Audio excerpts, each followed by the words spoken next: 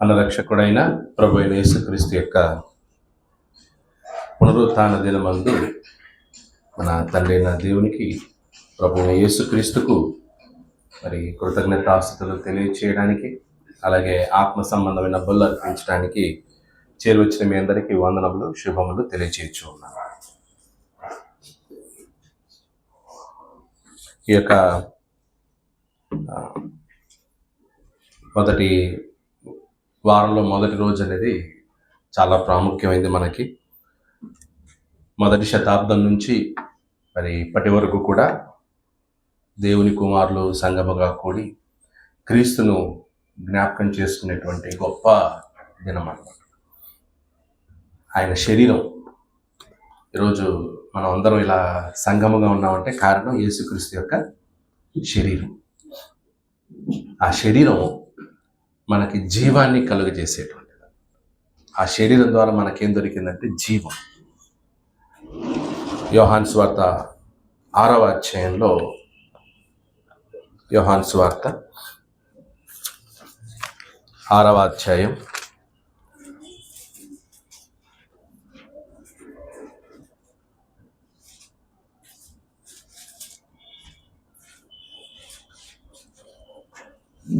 46 నుంచి చూచినట్లయితే, దేవుని యొద్ద నుండి వచ్చిన వాడు తప్ప మరి ఎవడును తండ్రిని చూచి ఉండలేదు. ఈయనే తండ్రిని చూచి ఉన్నవాడు. విశ్వసించువాడే నిత్య జీవము గలవాడు. జీవాహారము నేనే.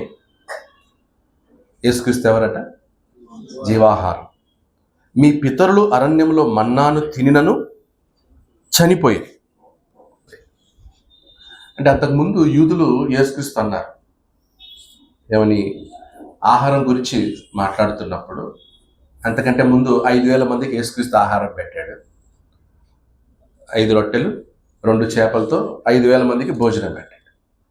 ఆ తర్వాత యేసుక్రీస్తు ఎక్కడికి వెళ్ళినా క్రౌడ్ ఫాలో అవుతూ ఉంది, ఆయన్ని వెంబడిస్తూ ఉన్నారు.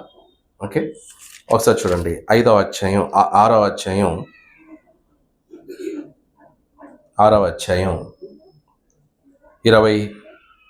22 నుంచి చూస్తే, మరునాడు సముద్రపు అద్దరిని నిలిచి ఉన్న జనసమూహము వచ్చి చూడగా ఒక చిన్న దోణి తప్ప అక్కడ మరి ఒకటి లేదనియు, యేసు తన శిష్యులతో కూడా దోణి ఎక్కలేదు గాని ఆయన శిష్యులు మాత్రమే వెళ్ళిరనియు తెలుసుకునేది. అయితే ప్రభువు కృతజ్ఞతాస్తుతులు చెల్లించినప్పుడు వారు రొట్టె భుజించిన చోటు నాకు దగ్గర నున్న తిబేరియా నుండి వేరే చిన్న దోణెలు వచ్చెను. కాబట్టి యేసును ఆయన శిష్యులను అక్కడ లేకపోవుట జనసమూహము చూచినప్పుడు వారు ఆ చిన్న దోణెలు ఎక్కి యేసును వెదుకుచు కపెర్నహూమునకు వచ్చింది. యేసుక్రీస్తుని ఏం చేస్తారంటే వాళ్ళు వెదుకుచున్నారు. సముద్రపు అద్దరిని ఆయనను కనుగొని, బోధకుడా, నీవెప్పుడు ఇక్కడికి వచ్చితివని అడగగా, యేసు, మీరు సూచనలను చూచుట వలన కాదు గాని రొట్టెలు భుజించి తృప్తి పొందుట వలననే నన్ను వెదుకుచున్నారని మీతో నిశ్చయముగా. అంటే యేసుక్రీస్తు అంతకంటే ముందు 5 రొట్టెలు 2 చేపలతో ఏం చేశాడు? భోజనం పెట్టాడు. ఇప్పుడు యేసుక్రీస్తుకి పేరు పెరిగిపోయింది, ఆయన్ని వెంబడిస్తున్నారు ప్రజలు. యేసుక్రీస్తుకి తెలుసు కదా, ఆయన్ని వెంబడించే వాళ్ళు నిజంగా ఆయన మాటలు వినడానికి వస్తున్నారా, ఆయన పెట్టే భోజనం కోసం వస్తున్నారని ఆయనకి తెలుసు. అందుకు ఆయన ఎస్కేప్ అయ్యాడు అక్కడి నుంచి. వీళ్ళు ఆయన్ని వెంటబడుతూ ఎక్కడున్నాడో చాలా శ్రమపడి కనుక్కునే, ప్రభా ఇక్కడున్నావా, నీకోసం మేము ఎంత వెతికాం ఎంత తిరిగామంటే ఆయన ఏమంటాడు? నేను చేసే సూచనలు చూడడానికి మీరు రాలేదు, దేనికి వచ్చారు? నేను పెట్టే భోజనానికి మీరు నన్ను వెతుకుతున్నారు అని చెప్పి అప్పుడేమన్నాడంటే, క్షయమైన ఆహారం కొరకు మీరేం చేయొద్దు, కష్టపడకుడు కానీ నిత్య జీవము కలుగజేయు అక్షయమైన ఆహారము కొరకే కష్టపడుడి. మనుష్య కుమారుడు దానిని మీకు ఇచ్చి ఉన్నాడు. అంటే మనుష్య కుమారుడు మీకు ఆ ఆహారాన్ని ఇచ్చును. ఇందుకై తండ్రి అయిన దేవుడు ఆయనకు ముద్ర వేసి ఉన్నాడని చెప్పాను. రైట్. అప్పుడు అలా కిందికి వచ్చినట్లయితే 32 చూడండి. కాబట్టి యేసు పరలోకము నుండి వచ్చు ఆహారము, అంటే అంతకన్నా 31, భుజించుటకు పరలోకము నుండి ఆయన ఆహారము వారికి అనుగ్రహించెను అని వ్రాయబడినట్టు మన పితరులు అరణ్యములో మన్నాను భుజించిరని ఆయనతో చెప్పిరి. నువ్వేదో అక్షయ ఆహారం అంటున్నావు కదా, ఆ అక్షయ ఆహారం ఏదో పితరులకి దేవుడు ఇశ్రాయేలీయులకి ఎక్కడిచ్చాడు? అరణ్యంలో ఇచ్చాడు కదా. ఏంటది? మన్నాని. నువ్వేమి కొత్తగా ఏమి ఇవ్వట్లే, ఆల్రెడీ మన పితరులు పరలోకం నుండి దిగి వచ్చే ఆహారాన్ని వాళ్ళు ఏం చేశారు? భుజించారు కదా. అందులో ఏముంది స్పెషల్, అందులో విశేషత ఏముంది అని అన్నారు. ఎవరితో? యేసుక్రీస్తు యూదులు. దానికి యేసుక్రీస్తు సమాధానం. కాబట్టి యేసు, పరలోకము నుండి వచ్చు ఆహారము మోషే మీకు ఇయ్యలేదు. మీకు మోషే పరలోకం నుండి ఇచ్చిన ఆహారం మీకు ఇయ్యలేదు, నా తండ్రియే పరలోకము నుండి వచ్చి నిజమైన ఆహారము మీకు అనుగ్రహించుచున్నాడు. సో మోషే ద్వారా పరలోక ఆహారం దొరకలేదు. రైట్? పరలోక ఆహారము నా తండ్రి మీకు ఇచ్చుచున్నాడు. ఎవరి ద్వారా? నా ద్వారా ఇచ్చుచున్నాడు. సో అప్పుడు పితరులు అరణ్యంలో తిన్న ఆహారం 33, పరలోకము నుండి దిగి వచ్చి లోకమునకు జీవమునిచ్చున్నది దేవుడు అనుగ్రహించు ఆహారం అయి ఉన్నదని మీతో నిశ్చయముగా చెప్పుచున్నానని వారితో చెప్పెను. కావున వారు, ప్రభువా, ఈ ఆహారం ఎల్లప్పుడూ మాకు అనుగ్రహించుమును అనిరి. సో వాళ్ళు ఏ ఆహారం అనుకున్నారు? సరే, నువ్వు ఏ ఆహారం పెడతావో పెట్టు, కానీ మాకు ఎలా ఉండాలి? ఈ ఆహారం ఎల్లప్పుడూ ఉండే ఆహారం కావాలి. అప్పుడు యేసుక్రీస్తు ఏమన్నాడంటే, అంటే ఆత్మ సంబంధమైన ఆహారం గురించి యేసుక్రీస్తు చెప్తున్నాడు. వాళ్ళు ఇంకా దేని మీద ఉన్నారు? శరీర సంబంధమైన ఆహారం గురించి అంటున్నారు. పితరులు కూడా తిన్నారు కదా, ఆకాశం నుండి వచ్చింది కదా. మరి 60-40 సంవత్సరాలు దేవుడు ఆకాశం నుండి మన్నాను కురిపించాడు, రొట్టెలు భుజించారు. అలాంటి ఆహారం ఇస్తాడేమో యేసుక్రీస్తు అనుకుంటున్నారు వీళ్ళు. అప్పుడు ఎలాగైతే ఇశ్రాయేలులకు 40 సంవత్సరాల ఆహారం దొరికింది, వాళ్ళు ఏమి కష్టపడకుండా, ఇప్పుడు ఏమంటాడు ఈయన? క్షయమైన ఆహారం కొరకు మీరేం చేయొద్దు, కష్టపడకూడదు అన్నాడు. మరి ఆహారం ఎట్లా? ఈయనేమన్నా ఆ రోజు 40 సంవత్సరాలు ఫ్రీగా ఫుడ్ దొరికింది, ఉద్యోగాలు చేశారు ఏమన్నప్పుడు? మరి ఎలా భోజనం వాళ్ళకి? 40 సంవత్సరాలు దేవుడు ఫ్రీగా ఇచ్చాడు ఫుడ్. ఇప్పుడు కూడా ఈయన అలాంటి ఆహారం ఏమన్నా ఇస్తే ఇంట్లో కూర్చొని ఏం చేద్దాం? ఇంట్లో కూర్చొని ఫ్రీగా తిందాం. ఏదో కష్టపడొద్దు అంటున్నాడు, బాగుంది, ఇదేదో స్కీము. కష్టపడకూడదు అన్నాడు, ఓకే. మరి ఆహారం ఎక్కడా? సో ఏదో కానీలే, మాకు మాత్రం ఎల్లప్పుడూ ఆహారం ఉండే ఆహారం మాకి, ఎల్లప్పుడూ ఉండే ఆహారం మాకి అన్నాడు. అని యేసు ప్రభు యొక్క ఇంటెన్షన్ వాళ్ళకి అర్థం కాలేదు. అలా ముందుకు వచ్చి ఏమన్నాడంటే 50 వచనం 49లో, మీ పితరులు అరణ్యములో మన్నాను తినినను చనిపోయిరి. లింక్ పెట్టేశాడు. వాళ్ళు ఆకాశం నుండి మన్నాను తిన్నా, పూరేళ్ళు తిన్నా ఏమయ్యారు? చనిపోయారు. ఎక్కడ చనిపోయారు? అరణ్యంలోనే. దేవునికి ఇష్టలుగా ఉండలేనందున వలన, సనగటం వల్ల దేవుడు వాళ్ళని ఏం చేశాడు? నాశనం చేశాడు. ఆ మన్నాను తిన్న వాళ్ళే, ఆ పూరేలను తిన్న వాళ్ళే ఏమయ్యారు? చనిపోయారు. అప్పుడు అది పరలోకం నుండి ఆహారం అయితే వాళ్ళు తినినా ఎందుకు చనిపోతారు? పరలోక ఆహారం తింటే ఏం కాకూడదు? చనిపోకూడదు. మరి వాళ్ళు చనిపోయారే. కాబట్టి నేనిచ్చే ఆహారము ఎల్లప్పుడూ వాడు చావడు. నేనిచ్చే ఆహారం ఎవరైతే భుజించునో, ఎవరైతే తినునో వారు చావడు, వాడు మరణము నొందడు. దీనిని తినువాడు చావకుండునట్లు పరలోకము నుండి దిగి వచ్చిన ఆహారం ఇదే. పరలోకము నుండి దిగి వచ్చిన జీవాహారమును నేనే. ఎవడైనను ఈ ఆహారము భుజించితే వాడు ఎల్లప్పుడూ జీవించును. మరియు నేనిచ్చు ఆహారము లోకమునకు జీవము కొరకైన నా శరీరమే అని నీతో నిశ్చయముగా చెప్పుచున్నాను. నా శరీరమే, యేసుక్రీస్తు యొక్క శరీరమే జీవాన్నిచ్చే ఆహారం. ఆ శరీరం నలగొట్టబడ్డం వల్ల, ఆ శరీరం సిలువలో బలి అవ్వటం వలన ఈరోజు లోకానికి ఏం దొరికింది? జీవము. ఏం దొరికింది? జీవం. కాబట్టి ఈరోజు బాప్తిజం పొందిన వాళ్ళందరూ కూడా ఏం పొందుకున్నారు? జీవాన్ని పొందుకున్నారు. ఆ జీవం మనకు దక్కడానికి కారణం ఏంటనమాట? యేసుక్రీస్తు యొక్క శరీరం. యేసుక్రీస్తు యొక్క శరీరం. ఆ శరీరం ద్వారా ఈరోజు మనం జీవాన్ని అనుభవిస్తున్నాం. నెక్స్ట్ నిత్య జీవాన్ని పొందుకోబోతున్నాం. ఇక మనకేముండదు అనమాట? మరణం అనేది ఉండదు, చావు అనేది ఉండదు. మనం చనిపోము, చావము. చావమంటే మళ్ళీ ఏదనుకునేరు? భౌతిక మరణం అనుకునేరు. భౌతిక మరణాన్ని యేసు ప్రభు ప్రవక్తల భాషలో ఏమంటారంటే నిద్ర. భౌతిక మరణాన్ని యేసు ప్రభు ఏమన్నాడు? నిద్రించుచున్నారు. ప్రభునందు నిద్రించు వారిని లేపుటకు ఆయన వచ్చును అన్నాడు. ప్రభునందు నిద్రించు వారిని గురించి మీరు చింతపడవద్దు, దుఃఖించవద్దు అన్నాడు. కాబట్టి మరణం అనేది దేవుని యొక్క భాషలో చావు అనేది, మరణం అనేది ఏంటి? అగ్నిగుండం, నరకం. సో చావడు, వాడు మరణించడు, ఎల్లప్పుడూ జీవించునంటే దాని అర్థం నరకానికి వెళ్ళడు. ప్రకటన గ్రంథం చదివాం కదా. ఆ రెండవ మరణము ఏదనమాట? అగ్నిగుండం. మొదటి మరణం ఏది? పాపము వలన వచ్చు జీతము మరణం. సో పాపం ద్వారా మనం మరణించాం. ఒకప్పుడు మరణించిన వారం ఏం చేసి? పాపం చేసి మరణించాం. బాప్తిజం ద్వారా మళ్ళీ ఏమయ్యాం? మనం జీవాన్ని పొందాం. రేపు ఎక్కడ నెక్స్ట్ వెళ్తాం అనమాట? పరలోకానికి వెళ్తాం. ఇంకా మరణం అనేది లేదు మనకి. యాక్చువల్లీ ఎవరైతే క్రీస్తునందు ఉన్నారో, ఎవరైతే క్రీస్తు యొక్క అడుగు జాడలో నడుస్తున్నారో వాళ్ళకి ఇక మరణం అనేది లేదు. నిద్రపోతారు అంతే. బాడీ నుంచి బయటకు వచ్చి విశ్రాంతి పొందుతారు. కాబట్టి ఈ ఆదివారం మనం ఇలా సంఘంగా కూడుకొని ఈరోజు ఇలా అందరం కలిసి ఉన్నట్టే దానికి కారణం ఏంటనమాట? యేసుక్రీస్తు యొక్క శరీరం. ఆ శరీరమే జీవము. నా శరీరమే మీకు జీవాన్ని ఇస్తుంది. ఆ శరీరమే జీవాహారము అన్న.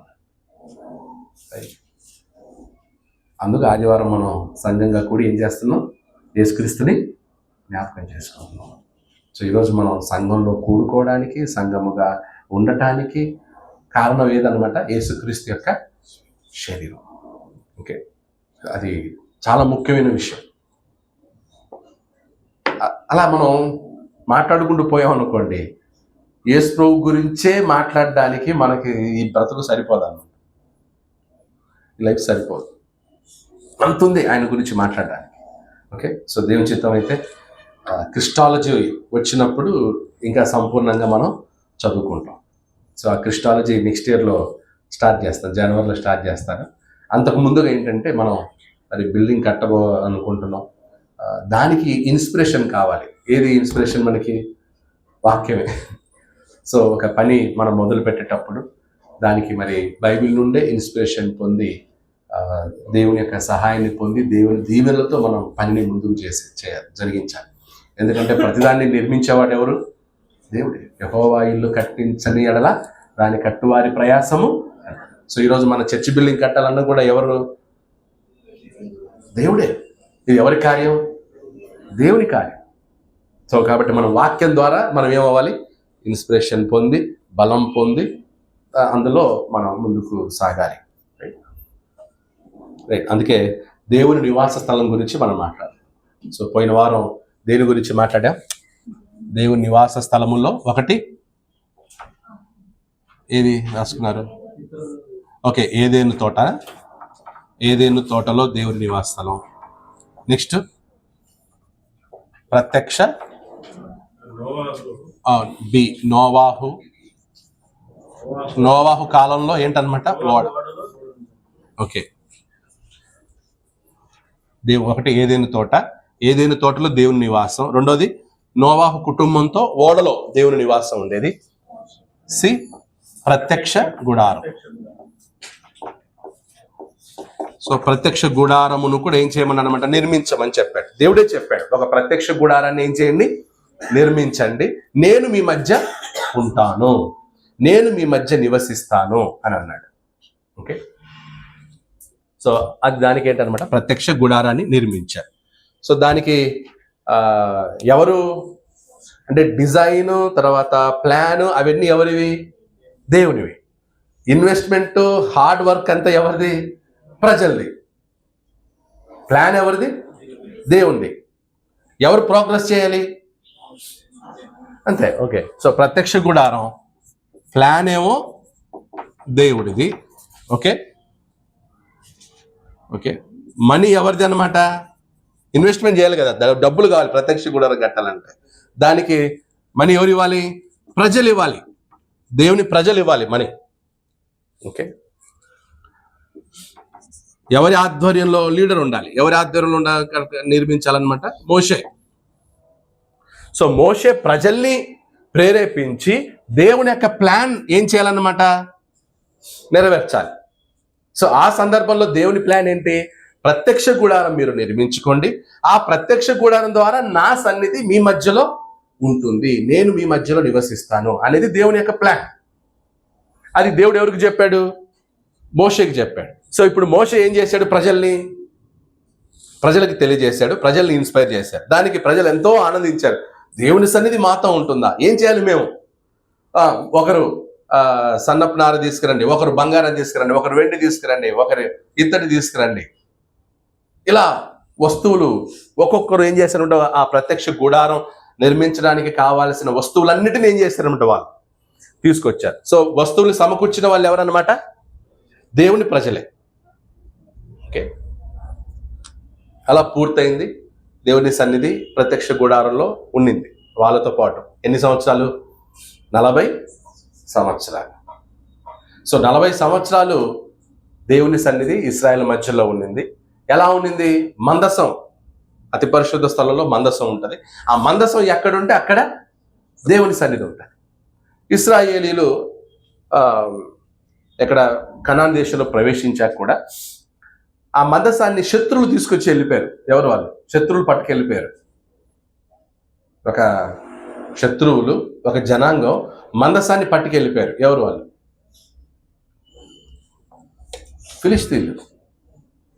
ఫిలిస్తీన్లు మందసాన్ని ఏం చేశారనమాట? తీసుకెళ్ళి వాళ్ళ దేవత గుళ్ళో పెట్టారు. పొద్దున వెళ్ళి వచ్చి తలుపులు తీసేసరికి ఏమైంది? ఆ దేవత యొక్క విగ్రహం యొక్క తల తెగి పడిపోయి మందసం దగ్గర ఉందన్నమాట. మందసాన్ని మొక్కినట్టు ఉంది. రైట్? అంటే మందసం ఎక్కడుంటే అక్కడ దేవుడు ఉంటాడు, దేవుని సన్నిధి ఉంటుంది అనేది అర్థమైంది. అప్పుడు దావీదు ఏం చేశాడంటే మందసాన్ని, దావీదు కాలంలో అమ్మ ఫిలిస్తీన్ని ఓడించి మందసాన్ని ఏం చేశాడనమాట? తీసుకొచ్చి దారిలో ఒకరింట్లో పెడతారు. ఎవరింట్లో? ఒకరింట్లో పెడతారు. ఇక్కడ ఏంటి ఇద్దరు పైన ఆకాశాలు చూస్తున్నారు. ఒకరింట్లో ఉంచుతాడు దావీదు. అప్పుడు దేవుడు ఏం చేస్తాడంటే ఆ మందసం ఎక్కడుందో ఆ ఇంటి అతన్ని ఏం చేస్తాడు? దేవుడు ఆశీర్వదించాడు, భయంకరంగా ఆశీర్వదించాడు. దావీదు భయపడి ఆడ పెట్టాడు. యాక్చువల్లీ చూస్తే వాడిని దేవుడు ఆశీర్వదించాడు. దావీదుకి తెలిసి ఇదేంటి ఇలా ఉంది అని మళ్ళీ వెళ్ళిపోయి ఆ మందసాన్ని తీసుకొని దావీదు తీసుకొస్తున్నాడు. తీసుకొచ్చి మళ్ళీ యెరూషలేములో పెట్టి మళ్ళీ గుడారం వేసి ఆ గుడారంలో మందసం ఉంచాడు. మందసం ఉంచిన తర్వాత ఏమైందంటే 2 సమూయేలు 7వ అధ్యాయం, అబీనాదాబు ఇంట్లో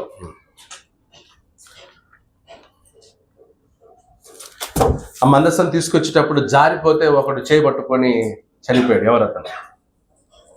మందసం ఎడ్ల బండి మీద తీసుకొస్తున్నారు, జారింది, జారి కింద పడిపోయింది. అప్పుడు ఒక అతను వెళ్ళి తాకాడు, ముట్టాడు, ఉజ్జా చనిపోయాడు. వెంటనే అక్కడ చనిపోయాడు. సో అంత పవర్ఫుల్ అనమాట దేవుని యొక్క మందసం. 7వ అధ్యాయం 1 నుండి చదువుదాం. 2 సమూయేలు 7వ అధ్యాయం 1 నుండి చదువుదాం. యెహోవా నలుదిక్కుల అతని శత్రువుల మీద అతనికి విజయం ఇచ్చి అతనికి నెమ్మది కలుగు చేసిన తరువాత రాజు తన నగరి యందు కాపురముండు నాతాను ప్రవక్తను పిలువనంపి, నేను దేవదారు మ్రానుతో కట్టిన నగరి యందు వాసం చేయుచుండగా దేవుని మందసము డేరాలో నిలిచి ఉన్నదనగా నాతాను, యెహోవా నీకు తోడుగానున్నాడు, నీకు తోచినంతయు నెరవేర్చమనెను. అయితే ఆ రాత్రి యెహోవా వాక్కు నాతానుకు ప్రత్యక్షమై సెలవిచ్చినదేమనగా, నీవు పోయి నా సేవకుడగు దావీదుతో ఇట్లా అనుము, యెహోవా నీకు ఆజ్ఞ ఇచ్చినదేమనగా, నాకు నివాసంగా ఒక మందిరమును కట్టించువా. సో అక్కడ మొదటి నుంచి 3 వచనాలు చూచినట్లయితే దావీదు మనసులో ఒక ఆలోచన కలిగింది. ఏదన్నమాట? అక్కడ స్టార్టింగ్ లో యెహోవా నలుదిక్కుల అతని శత్రువుల మీద అతనికి విజయమిచ్చి అతనికి నెమ్మది కలుగజేసిన తరువాత, సో దావీదుకి శత్రువులందరి మీద దేవుడు ఏమిచ్చాడంట? విజయం ఇచ్చాడు. విజయాన్ని ఇచ్చిన వాడు ఎవరు? దేవుడే. నెమ్మదిని కలుగజేసిన వాడు దేవుడే. సో ఇంకేమి ఇశ్రాయేలుకి శత్రువులు ఉంటారు, వాళ్ళందరి మీద దావీదు విజయాన్ని పొందాడు. ఇప్పుడు ఎలా ఉందన్నమాట, నెమ్మదిగా ఉన్నాడు. నెమ్మదిగా ఉన్న తర్వాత రాజు తన నగరి యందు కాపురముండి నాతానను ప్రవక్తను పిలువనంపి, నేను దేవదారు మ్రానుతో కట్టిన నగరి యందు వాసము చేయుచుండగా దేవుని మందసము డేరాలో నిలిచి ఉన్నది అనగా. అంటే ఏంటి? దేవుని మందిరం, దేవుని మందసం అంటే దేవుని సన్నిధి ఎక్కడుంది? డేరాలో ఉంది. నేను ఎక్కడున్నాను అంటే ఏంటి? నా నివాసమేమో దేవదారు మ్రానుతో కట్టించుకున్నాను, దేవుని నివాసమేమో ఎక్కడుంది? డేరాలో ఉంది. ఇది ఎలా అంటే దావీదుకి అర్థమైంది. ఏంటి? దేవుని సన్నిధి మందసం ఎక్కడుంటే అక్కడ ఉంటుంది. ఆ మందసం ఇప్పుడు ఎక్కడుంది? డేరాలో ఉంది. అంటే దేవుని సన్నిధి ఎక్కడుంది? డేరాలో ఉంది. దేవుడు ఎక్కడున్నాడు? డేరాలో ఉన్నాడు. నేను ఎక్కడున్నాను? ఏంటండి ఇది అసలు అని చెప్పి వెంటనే నాతాను పిలిపించాడు. అంటే దావీదు యొక్క మనసు చూడండి, అంటే ఎంత గొప్పగా ఆలోచించాడు. అందుకు నాతాను ఏమంటున్నాడు? యెహోవా నీకు తోడుగానున్నాడు, నీకు తోచినదంతయు నెరవేర్చుము అనెను. నాతాను ఏం చెప్పాడు అనమాట? దేవుడు నీకు తోడుగా ఉన్నాడయ్యా. నువ్వు ఆలోచించేది ఎవరి గురించి ఆలోచిస్తున్నావు? దేవుని గురించి ఆలోచిస్తున్నావు. ఎవరి మందిరం గురించి ఆలోచిస్తున్నావు? దేవునికి ఒక మందిరం కావాలంటున్నావు. కాబట్టి నీకు తోచింది చేసే. వీళ్ళిద్దరి కాన్వ చేస్తే దేవుడు వింటున్నాడు. ఇంక దేవుడు ఇన్వాల్వ్ అవ్వలే వీళ్ళిద్దరి మధ్యలో, ఇద్దరు డిస్కషన్ చేస్తాను. సో దీన్ని బట్టి దావీదు ఏమనుకున్నాడంటే, David proposes to build God a permanent house. దేవునికి ఏ మందిరం కట్టాలనుకుంటాడు? పర్మనెంట్. డేరా అన్నప్పుడు అది ఏం కాదనమాట, పర్మనెంట్ కాదు. ఇప్పుడు దేవునికి ఏం కట్టాలి? ఒక పర్మనెంట్ మందిరం కట్టాలి అని డిసైడ్ అయ్యాడు దావీదు. Okay, right. 4వ వచనం. అయితే 4 నుంచి చూడండి. అయితే ఆ రాత్రి యెహోవా వాక్కు నాతానుకు ప్రత్యక్షమై సెలవిచ్చినదేమనగా, నీవు పోయి నా దాసుడకు దావీదుతో ఇట్లను, యెహోవా నీకు ఆజ్ఞ ఇచ్చినదేమనగా, నాకు నివాసంగా ఒక మందిరమును కట్టించువా? క్వశ్చన్. నాకు నేను నివాసం ఉండడానికి ఒక మందిరం కట్టిస్తావా? అంటే ఒక పెద్ద దేవుడు ఎంత గొప్పవాడు. దావీదు నిర్ణయం. ఒకవైపు ఏమో దేవునికి ఒకలాగా కట్టిస్తావా? నాకు కట్టిస్తావా? ఇప్పుడు చిన్నపిల్లలు మన ఇంట్లో కొన్నిసార్లు మన పిల్లలు వచ్చి డాడీ దగ్గరికి వచ్చి, నాన్న మనం ఒక 7 floors ఉన్న బిల్డింగ్ కడతాం నాన్న ఇల్లు అని అన్నారు అనుకోండి, ఎలా ఉంటుంది మనకి? తండ్రి ఎలా అంటాడు? ఏంటన్నా ఇల్లు కట్టిస్తావా? సరే కట్టుదులే అంటాం. అంటే పిల్లలు కొన్ని పెద్ద పెద్ద మాటలు మాట్లాడినప్పుడు మనకు నవ్వుతాం. ఆ తర్వాత అలా చేస్తావా? సరే చేస్తాం. అలాగే దావీదు డిస్కస్ చేసరికి దేవునికి ఏమనిపించింది? ఏంటి, మందిరం కడతావా? నేను నివాసం ఉండడానికి ఒక మందిరం కడతావు నాయనా? సరే ముందుకు చదవాలి. ఐగుప్తుల నుండి నేను ఇశ్రాయేలును రప్పించిన నాట నుండి నేటి వరకు మందిరంలో నివసింపక డేరాలోను గుడారములోను నివసించుచు సంచరించింది. ఇశ్రాయేలుతో కూడా నేను సంచరించిన కాలమంతయు నా జనులను పోషించుడని నేను ఆజ్ఞాపించిన ఇశ్రాయేలు గోత్రములో ఎవరితోనైనను దేవదారుమయమైన మందిరం ఒకటి మీరు నాకు కట్టింపకపోతే అని నేను ఎన్నడైనను అనియుంటినా? నేను ఎప్పుడైనా ఎవరినైనా అన్నానా? ఎప్పటి నుంచి? ఇశ్రాయేలును ఐగుప్తులో నుంచి విడిపించి తీసుకొని వచ్చిన నాట నుండి నేను ఎప్పుడైనా ఎవరితోనైనా అడిగానా? నీకంటే రాజుల కంటే ముందు న్యాయాధిపతులు వచ్చారు. ఏ న్యాయాధిపతిని నేను అడగలేదే నాకు మందిరం కట్టించమని? దేవదారు మ్రానుతో నాకు మందిరం కట్టించండి నేను ఎవరితో అనలేదే నేను. అలాంటిది ఇప్పుడు నీకు వచ్చిన ఆలోచన, నువ్వు నాకు ఒక మందిరం కట్టిస్తావా? కాబట్టి నీవు నా సేవకుడగు దావీదుతో ఇలాగ చెప్పు. సో దావీదు యొక్క రెస్పాన్స్ ఏమై ఉండొచ్చు? ఒకసారి 2వ దినవృత్తాంతములు, 1వ దినవృత్తాంతములు 29, 1వ దినవృత్తాంతములు 29వ అధ్యాయం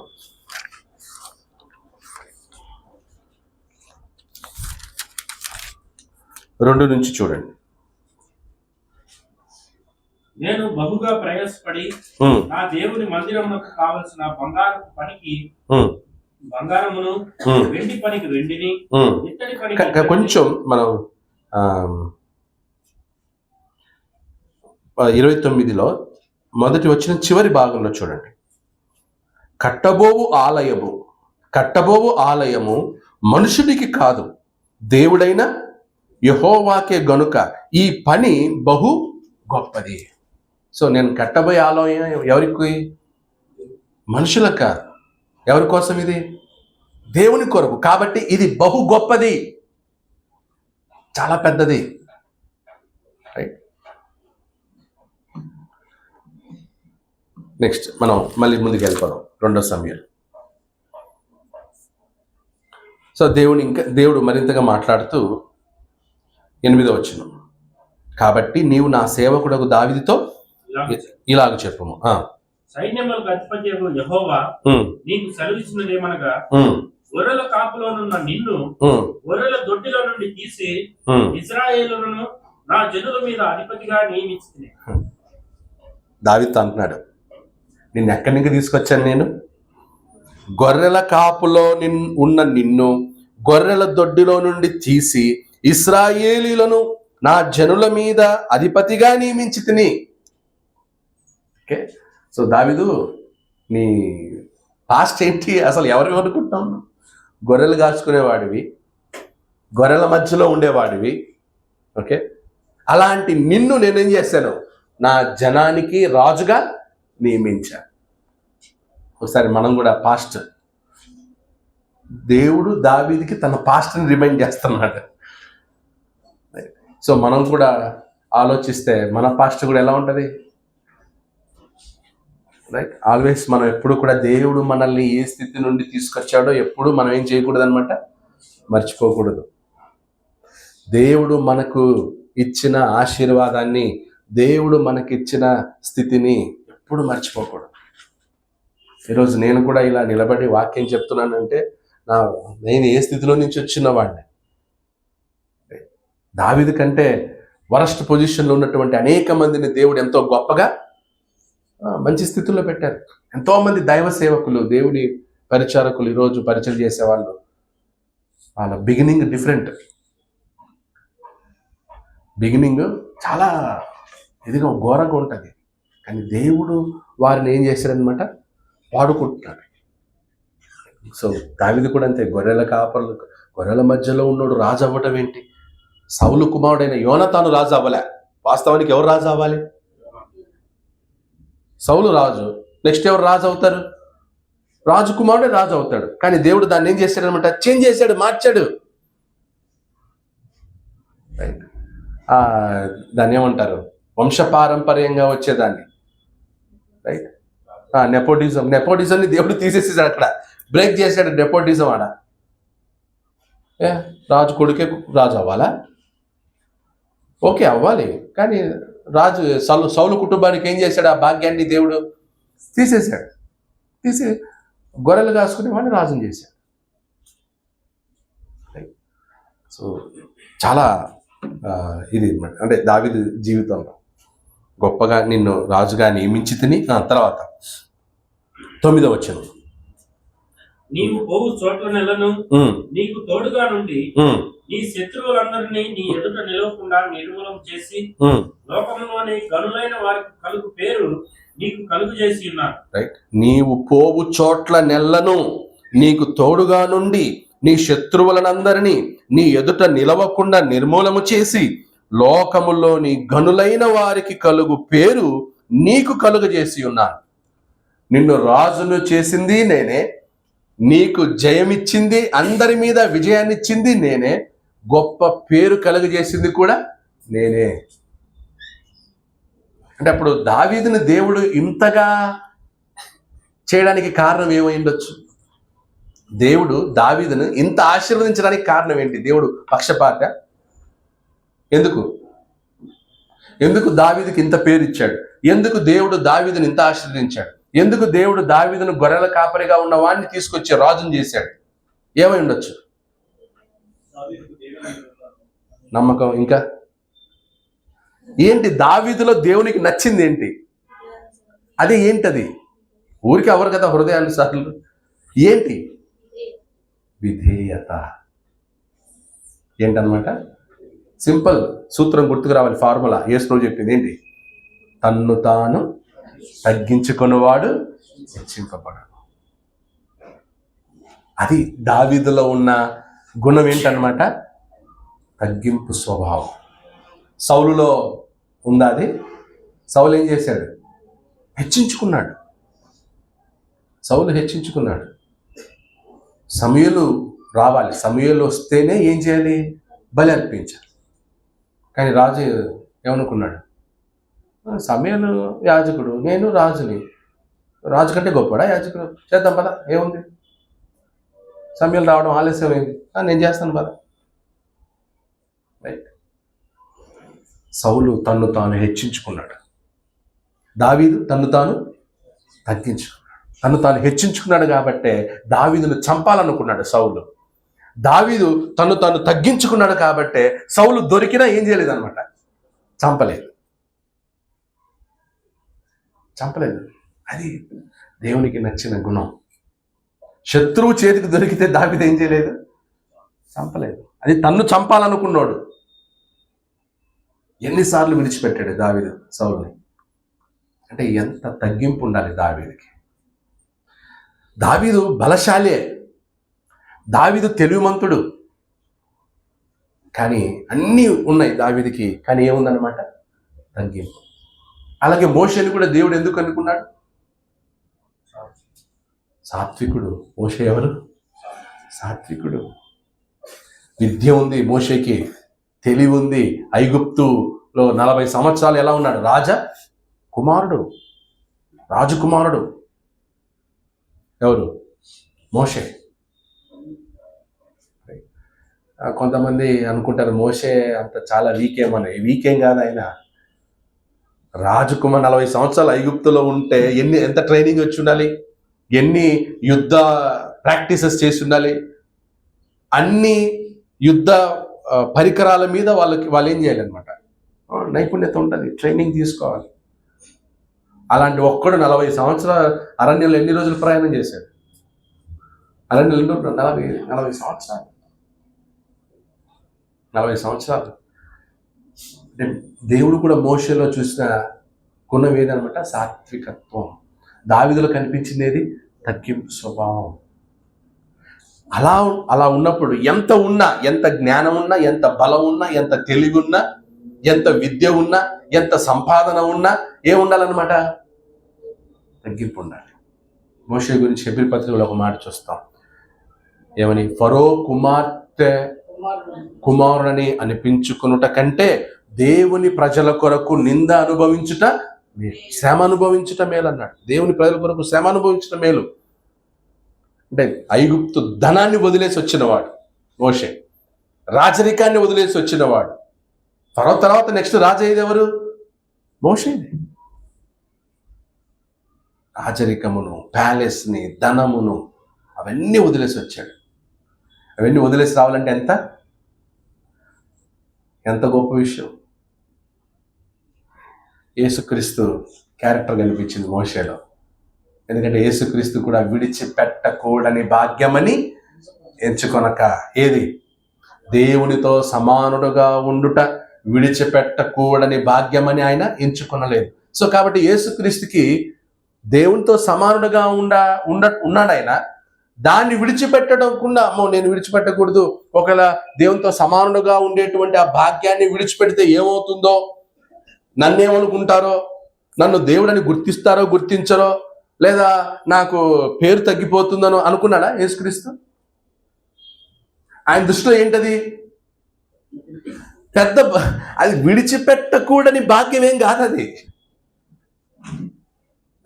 మోషే కూడా అలాగే చేశాడు. రాజరికం అనేది, రాజు సింహాసనం, నెక్స్ట్ అతనే సింహాసనం అయ్యేవాడు. అదేదో విడిచిపెట్టకూడ భాగ్యం ఏం కాదు. దేవుని ప్రజల కొరకు శ్రమ అనుభవించడం మేలు సింహాసనం కంటే. యేసుక్రీస్తు కూడా పరలోకంలో దేవునితో సమానంగా ఉండడం కంటే దేవుని కుమారులను పాపం నుండి విడిపించడం గొప్ప భాగ్యం అనుకున్నాడు యేసుక్రీస్తు. అలాంటి ఆయన ఈరోజు మన కోసం తన శరీరాన్ని ఇచ్చి జీవాన్ని ఇస్తే ఆయన దేవుడు కాదంటున్నారు. రైట్. ఒకప్పుడు వాక్యం బాగా తెలిసిన వాళ్ళు ఎవరంటే చర్చ్ ఆఫ్ క్రైస్ట్ బ్రాండ్ ఉంది. క్రీస్తు సంఘం వాళ్ళకి వాక్యం బాగా తెలుసు. ఇప్పుడు దాన్ని స్లోగా ఏం చేస్తారు అనమాట, క్రీస్తు సంఘం వాళ్ళకి ఏంది యేసు దేవుడు కాదన్నారు, పేరు పోతుందండి. సో కాబట్టి విడిచిపెట్టకూడని భాగ్యం ఏం కాదు. దేవుని కొరకు దేన్నైనా విడిచిపెట్టగలిగేటువంటి స్వభావం ఉన్న వానితో దేవుడు పనిచేస్తాడు. సాత్వికులతో దేవుడు పనిచేస్తాడు. తమ్మును తాము తగ్గించుకునే వారితో దేవుడు పనిచేస్తాడు. ఒకసారి నేను ఎక్కడో ఒక చోట మీటింగ్కి వెళ్ళాను. ప్రీచర్స్ ఉన్నారు కొంతమంది మాత్రమే, అంత పెద్ద పెద్ద వాళ్ళు గొప్ప గొప్ప మాట్లాడుతున్నప్పుడు నేను మాట్లాడాను. అప్పుడు ఒక అతడు సైడ్కి పిలిచి ఒక ఫారినర్తో అంటున్నాడు, చూడండి మీరు ఏమన్నా పని చేయాలంటే ఇలా లో లెవెల్ ప్రీచర్స్తో పని చేయకూడదు, మీరు హై లెవెల్ ప్రీచర్స్తో పని చేయాలి, అప్పుడే మీ పని జరుగుతుంది అన్నాడు. అంటే హై లెవెల్ సువార్థికులతో మీరు పని చేయాలి, ఇలాంటి చిన్న చితక ప్రీచర్స్తో పని చేస్తే మీకు అవ్వదు అని చెప్పాడు అతను. అప్పుడు అతను ఫారినర్ నాతో మాట్లాడుతూ ఇలా అంటున్నాడు, ఆయన ఎంతవరకు నిజం అంటే అప్పుడు బైబిల్ నేను ఈ ఎగ్జాంపుల్స్ అని చెప్పాల్సి వచ్చింది. దావీదు హై లెవెలా కాదు, చాలా లో లెవెల్ నుంచి వచ్చిన దేవుడు ఏం చేశాడు, రాజుని చేశాడు, అతని ద్వారానే పని జరిగించుకున్నాడు. సమూయేలు ఎవరు? సమూయేలు లో లెవెల్ నుంచి వచ్చినవాడు. యేసుక్రీస్తు కూడా ఎక్కడ హై లెవెల్ ఫ్యామిలీలో పుట్టాడా? ఎక్కడ పుట్టాడు ఆయన? పోనీ ఆయన ఎన్నుకున్న శిష్యులు ఎవరు? అందరు రాజులే కదా. యేసు ప్రభు ఎన్నుకున్న శిష్యులు అందరూ గొప్ప విద్వాంసులు. ఇంత పెద్ద పని చేయాలంటే విద్వాంసులు ఉండాలి, ఇంత పెద్ద పని చేయాలంటే డబ్బు కావాలి, కాబట్టి బాగా ధనవంతులను ఎన్నుకుందాం అనుకున్నాడా యేసుక్రీస్తు? ఎవరిని ఎన్నుకున్నాడు శిష్యుల్ని? చేపలు పట్టే విద్య లేని పామరులని ఎన్నుకున్నాడు ఆయన. కాబట్టి ఇప్పుడున్నటువంటి వాళ్ళ మైండ్ సెట్టే యేసు ప్రభులాగా థింక్ చేయట్లేదు, దేవునిలాగా థింక్ చేయట్లేదు. సో అందుకే మనం we have to go back, పాస్ట్కి వెళ్ళాలి. మనం ఏమనుకుంటామంటే డబ్బున్నోడే గొప్ప తెలివిమంతుడే పని చేస్తాడు, మిగతా వాళ్ళు చేయలేరు అనుకుంటాం. కానీ అది దేవుని పని, దేవుడు జరిగిస్తాడు. ఎవరిని ఎన్నుకొని ఎవరి ద్వారా జరిగించాలి. ఈరోజు నేను లేకపోయినా ఇంకొకరు ఉన్నారు, దేవుడు ఇంకొకరిని ఎన్నుకుంటాడు, వేరే వాళ్ళ ద్వారా పని జరిగిస్తాడు. దేవుడు దావీదుకి జ్ఞాపకం చేస్తాడు, దావీదు నేను నిన్ను గొర్రెల కాపరిగా ఉన్న నిన్ను ఏం చేశాను, నా జనులకు అధికారిగా నియమించుతుంది. ముందుకు చదవాలి. 2 సమూయేలు 7వ అధ్యాయంకి 10వ వచనం. మరియు నీవు పోవు చోట్ల నెలను నీకు తోడుగా ఉండి నీ శత్రువులందరినీ నీ ఎదుట నిలవకుండా నిర్మూలము చేసి లోకములోని గనులైన వారికి కలుగు పేరు నీకు కలుగజేసి ఉన్నాను. మరియు ఇశ్రాయేలును నా జనులు ఇకను కదిలింపబడకుండా తమ స్వస్థలమందు నివసించినట్లు దాని యందు వారిని నాటి పూర్వము ఇశ్రాయేలును నా జనుల మీద నేను న్యాయాధిపతులను నియమించిన తరువాత జరుగుతూ వచ్చినట్లు దుర్బుద్ధి గల జనులు ఇకను వారిని కష్టపెట్టకు ఎన్నున్నట్లుగా చేసి నీ శత్రువుల మీద నీకు జయమిచ్చి నీకు నెమ్మది కలుగజేసి ఉన్నాను. నీకేం కలుగజేశాను? సో నెమ్మదినిచ్చేవాడు ఎవరు? అందుకే ఎప్పుడు ప్రార్థన చేసేటప్పుడు ఏమడగాలి? దేవా మాకు నెమ్మదిని. ప్రతిరోజు మీ యొక్క ప్రేయర్లో ఈ పాయింట్ యాడ్ అవ్వాలి. ఏమది? మాకు నెమ్మదిని దయచేతండి, నెమ్మదిని ఇవ్వు.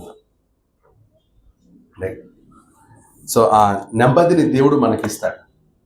చాలామంది నెమ్మది రకరకాల చోట్ల వెతుకుంటారు. కొంతమంది మనుషుల మీద కాంపిటీషన్ వెళ్ళే నెమ్మది లేకుండా వాళ్ళంతటా వాళ్ళే నెమ్మది లేక చేసుకునే వాళ్ళు ఉన్నారు.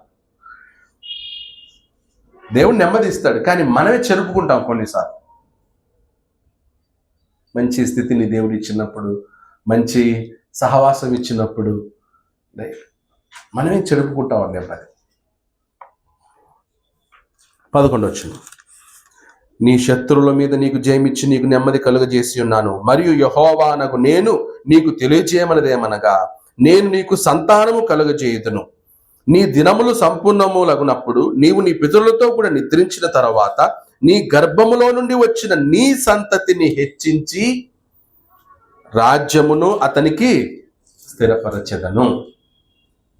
సో ప్లాన్ ఏంటి? యాక్చువల్లీ దావీదు దేవునికి ఏం కట్టాలనుకున్నాడు? మందిరం కట్టాలనుకున్నాడు. ఎలాంటి మందిరం? పర్మనెంట్ హౌస్ కట్టాలనుకున్నాడు. అంటే దావీదు ఏదైతే నివసిస్తున్నాడో తన నివాసం కంటే గొప్పది కట్టాలనుకున్నాడు. నేను దేవదారు రాను ఇంట్లో ఉన్నాను, కానీ నా దేవుని యొక్క మందిరం ఇంకా గొప్పగా ఉండాలి. సో ఎప్పుడు మనం కంటే దేవునికి సంబంధించింది ఎప్పుడు బాగుండాలి. రైట్. సో ఇప్పుడు మన ఇల్లులేమో చాలా సూపర్గా ఉంటాయి, చర్చ్ బిల్డింగ్లేమో కొన్ని చోట్ల ఎలా ఉంటాయి? కొన్ని చోట్ల సంఘ సభ్యుల ఇల్లు మాత్రం చాలా బాగుంటాయి, చర్చ్ బిల్డింగ్లు బాగు. ఒక ఊరు వెళ్ళాను, అక్కడికి వెళ్తే సువార్థికుని ఒక ప్రీచర్ ఇల్లు డూప్లెక్స్ హౌస్, డూప్లెక్స్ 3-4 కార్లు ఉన్నాయి. అక్కడికి వెళ్ళిన తర్వాత చూపిస్తాను, brother this is my beast, Scorpio చూపించాడు. తర్వాత నెక్స్ట్ ఇంకో కార్ చూపించాడు, ఇది మా పేరెంట్స్ వెళ్తారండి, ఇది నేను లాంగ్ డ్రైవ్కి వెళ్ళేటప్పుడు వెళ్తానండి, అదేమో ఇంకో. చాలా గొప్ప వాళ్ళు ఉంటారు. వీళ్ళ సంఘం కూడా ఎంత బాగుంటుందో అనుకున్నాను అదంతా చూసి. అప్పుడు రండి చర్చ్ దగ్గరికి వెళ్దామని తీసుకెళ్ళారు. వెళ్ళేసరికి చర్చ్ బిల్డింగ్ చూస్తే పాడుబడ్డ బంగ్లాలాగా ఉంది.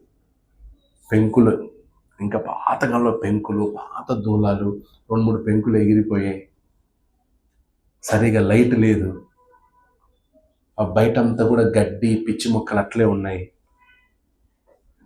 అక్కడ ఎవరో విధవరాండ్రకి భోజనాలు పెడుతున్నారు పెద్దవాళ్ళకి. ఆ భోజనం వాళ్ళు తినే గిన్నెలు చాలా ఘోరంగా ఉన్నాయి. అసలు ఓల్డేజ్ హోమ్ ఏదో పెట్టానంటున్నాడు. వాళ్ళు తింటారు కదా గిన్నెల ప్లేట్లు అలా లొక్కులు పడిపోయి అల్యూమినియం ప్లేట్లలో తింటా ఉన్నారు. నాకు ఎంత బాధేస్తుందంటే, అరే ఈయన ఇల్లు అలా ఉంది, మీ కార్లు ఉన్నాయి, మరి సంఘంలో వృద్ధులకి నీలాగే ఇంటికి వద్దులే, అక్కడే మంచి ఫెసిలిటీ ఇస్తే సరిపోద్ది, మంచి ప్లేట్లు ఇస్తే సరిపోద్ది. ప్లేట్లు ఎంత ఖర్చు? అంత ఇన్ఫ్లుయెన్స్ ఉన్నోడు చర్చ్ బిల్డింగ్ ఎలా ఉండాలి? ఎలా కట్టుకోవాలి? కొంతమందికి ఏంటంటే, అది అతన్ని బయటకు వచ్చాక అడిగాను, అసలు మీకు ఇంత ఇది ఉంది కదండి, ఇంత ఆస్తి, ఇంత ఇన్ఫ్లుయెన్స్ ఉంది, మంచి బిల్డింగ్ కట్టుకోవచ్చు కదా అంటే, బ్రదర్ వీళ్ళకి ఇదే కరెక్ట్ అన్నాడు. వీళ్ళకి ఇదే కరెక్ట్, వీళ్ళు ఇక్కడే ఉండాలి కదా. నాకు చాలా బాబు ఎంత అంటే, బిల్డింగ్ కట్టలేదు అనుకోండి, బయట వేరే తన సపోర్ట్ వాళ్ళకి ఏం చెప్తారనమాట, మాకు బిల్డింగ్ లేదండి కట్టివని అంటాడు. అదే బిల్డింగ్ కట్టేస్తే వీళ్ళు అడగడానికి లేదు కదా. ఎవరు చూసినా వీళ్ళకేం బిల్డింగ్ బాగుంది ఏమంటారనమాట, మనం ఏం చేయాల్సిన అవసరం లేదని అంటారని చెప్పి అలా పెడతారంట. నాకేమో బిల్డింగ్ ఎప్పుడెప్పుడు కడదామని, నాకు తొందరగా బిల్డింగ్ కట్టాలి, మంచి ఫెసిలిటీ ఉండాలి, సంఘ సభ్యులు అందరికీ బాగుండాలి. చాలామంది చర్చ్ బిల్డింగ్లో బాగా కట్టడానికి ఒప్పుకోరు. కారణం ఏంటంటే కన్నా అది వాళ్ళకి one of the income source అన్నమాట. దాన్ని చూపించుకొని ఇన్కమ్ సోర్స్ పెట్టుకుంటున్నారు. బాగా కనిపిస్తే ఎవరు సపోర్ట్ చేయరని చెప్పి కొంతమంది చేయరు. అలాంటి మెంటాలిటీలో కూడా ఉన్నారు. నేను జాకబ్ అంకుల్ గారు కూడా ఇంకో ఊరు వెళ్ళాం, విజయనగరంలో. అక్కడికి వెళ్తే అతను పెద్ద కార్లో వస్తున్నాడు. చర్చ్ బిల్డింగ్ ఎంత ఉంటుంది అనుకున్నాం. వెళ్ళి చూస్తే గుడిసే, ఇలా వేసి ఇలా కొట్టమంటారు కదా, కొట్టం. ఆయన వార్తికుడేమో కార్లో వచ్చాడు, చర్చ్ బిల్డింగ్ ఏమో కొట్టంలో ఉంది. మ్యాచ్ అవుతుంది ఏమన్నా? కార్లో వచ్చే వార్తికుడికి ఆ బిల్డింగ్ కూడా ఎలా ఉండాలి? ఇప్పుడు ఆ కొట్టంలో సూట్ వేసుకొని టై వేసుకొని వాక్యం చెప్తే ఎలా ఉంటుంది? మ్యాచ్ అవుద్దా? మ్యాచ్ అవ్వదు. సో ఎప్పుడు కూడా దేవునికి సంబంధించింది బాగుండాలి, దేవునికి సంబంధించింది గొప్పగా ఉండాలి. సంఘంకి సంబంధించింది, సంఘ కార్యక్రమాలు ఎప్పుడు కూడా మంచి క్వాలిటీతో ఉండాలి. ఇప్పుడు మన ఇంట్లో ఫ్యాన్ కొన్నాం అనుకోండి, ఎలాంటి ఫ్యాన్ కొంటాం? ఎలాంటి ఫ్యాన్ కొంటాం? కంపెనీది కొంటాం. చర్చి బిల్డింగ్ ఫ్యాన్ కొనాలంటే సెకండ్ హ్యాండ్ కొనండి, అవునా? ఒకవేళ కుర్చీలు కొనాలంటే మన ఇంట్లో కుర్చీలేమో నీళ్ళు కమ్మలు, చర్చి బిల్డింగ్కి ఏమో ఇరిగిపోయినవి. కొంతమంది పనికిరాని చర్చి బిల్డింగ్ ఇస్తూ ఉంటారు. పనికిరాని అంటే వాడి పడేసిన తర్వాత చర్చి. నేను చిన్నప్పుడు ఒక చర్చి ఉన్నప్పుడు ఆనందపురంలో ఒక ఫ్యామిలీ వాళ్ళ ఇంట్లో ఎన్నో సంవత్సరాలు తిరిగింది ఫ్యాన్. అది వాళ్ళు కొత్త ఫ్యాన్ కొన్నారు, చర్చికి తీసుకెళ్ళండి. ఇది వాళ్ళ ఇంట్లో సగం సామాను చర్చి బిల్డింగ్లో సెకండ్ స్థలం పడేయడం మనసు లేదు, చర్చికి ఇచ్చారు గిఫ్ట్గా. ఎప్పుడు మనం వాడిన వస్తువులు దేవునికి ఇవ్వకూడదు. అది కుర్చీ అయినా, ఫ్యాన్ అయినా, రగ్ అయినా, లైట్ అయినా, ఏదైనా సరే ఎప్పుడు ఏముండాలి? దేవునికి బెస్ట్ ఇద్దాం, కొత్తవే ఇద్దాం, కొత్తవే ఇద్దాం. నా కోరిక ఏంటి, నేను మనం కట్టబోయే చర్చి బిల్డింగ్లో అన్ని కొత్తవే ఉండాలి, కొత్తవి ఇద్దాం. అంటే కొత్త కుర్చీలు వేద్దాం, కొత్త బండలు వేద్దాం, కొత్త తలుపులు వేద్దాం. కకృతితో వద్దు, ఆలస్యమైనా పర్లేదు, ఏం చేద్దాం? కొత్త వాటితో నిర్మించుదాం. దావీదు ఒప్పుకుంటాడా? దావీదుకి ఎవరన్నా, దావీదో మా ఇంట్లో ఈ చెక్క ఉంది, ఈ దారబంధం ఉంది, తీసుకొని వాడుకో, దేవుని మందిరం పెట్టుకుంటే దావీదు ఈమంటాడా? నా దేవుని మందిరం అన్ని గొప్ప వాటితో కట్టాలి. దావీదు ఆలోచన దేవుని పట్ల ఉన్నతమైంది. అందుకే దావీదు ఏమయ్యాడు? దేవుని హృదయానుసారుడు. మొదట దేవుడు దావీదుకి, ఆ తర్వాతనే అతను.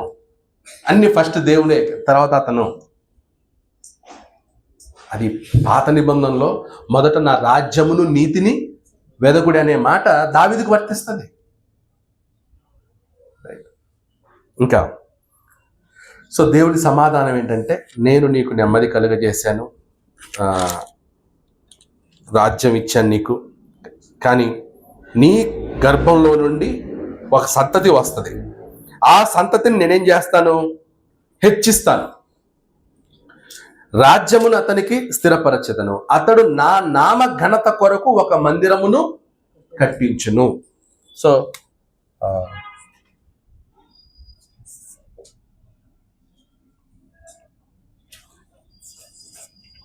యెరూషలేము దేవాలయం.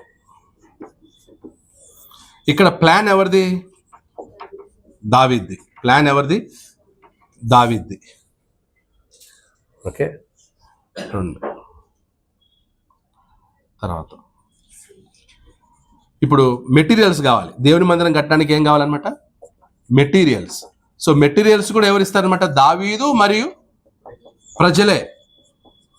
ఓకే, నెక్స్ట్ కట్టేవాడు. కట్టేవాడు ఎవరు? దావీదు కాదు. ప్లాన్ మాత్రమే ఎవరిది? దావీద్ది. కట్టేవాడు ఎవరు? అది చెప్తున్నాను అనమాట. ప్లాన్ బాగుంది నీది, కానీ నేను ఎవరి చేత కట్టిస్తాను? నీ చేత కట్టించను, నీకు ఒక సంతానాన్ని ఇస్తాను, ఆ సంతానం నాకు మందిరాన్ని కడతాడు. దేని కొరకు? నా నామ ఘనత కొరకు. సో యెరూషలేము దేవాలయం దేవుని నామ ఘనత కొరకు. సో దేవుని మందిరం ద్వారా, యెరూషలేము మందిరం ద్వారా దేవుని యొక్క నామం ఏమవ్వాలన్నమాట? ఘనపరచబడ్డాలి. ఈరోజు మనం కూడా చర్చ్ బిల్డింగ్ కట్టాలనుకుంటున్నాం. ఎవరి ఘనత కొరకు? మాట్లాడలేదు. నా ఘనత కొరక? ఇప్పుడు మన చర్చ్ బిల్డింగ్ పూర్తయింది అనుకోండి, ఎవరికి పేరు వస్తుంది? నాకు వస్తుందా? ఎవరికి? సంఘం ద్వారా దేవునికి ఘనత వస్తుంది. ఏమని? వీళ్ళు నమ్మకంగా ఉన్నారు కాబట్టి, విశ్వాసంగా ఉన్నారు కాబట్టి, ఒక స్థలాన్ని కొన్నారు, స్థలం కొన్న తర్వాత అందులో బిల్డింగ్ కట్టారండి. ఘనత ఎవరికి వెళ్తుంది? దేవునికి వెళ్తుంది. ఎందుకంటే బెంగళూరులో ఈ కాలంలో స్థలం తీసి కట్టడం అనేది చాలా ఛాలెంజ్తో కూడింది. మన పరిస్థితులు అలాగే ఉన్నాయి. కానీ మనమందరం కలిసి ఎవరి నామ ఘనత కొరకు? దేవుని నామ ఘనత కొరకు.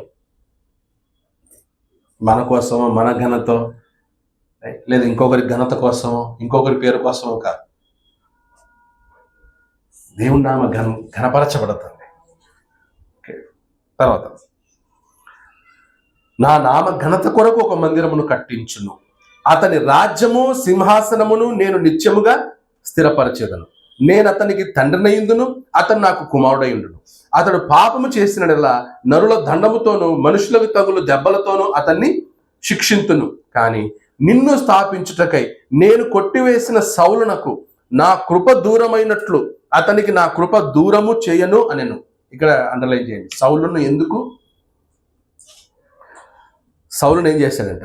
నిన్ను స్థాపించుటకై నేను కొట్టివేసిన సౌలునకు. అంటే దేవుడు సౌలును ఏం చేశాడు? కొట్టివేశాడు. దేవుడు సౌలుకు తన కృపను ఏం చేశాడు? దూరం చేశాడు. ఓకే, రేపు మనం సౌలులాగా ఉండకూడదు.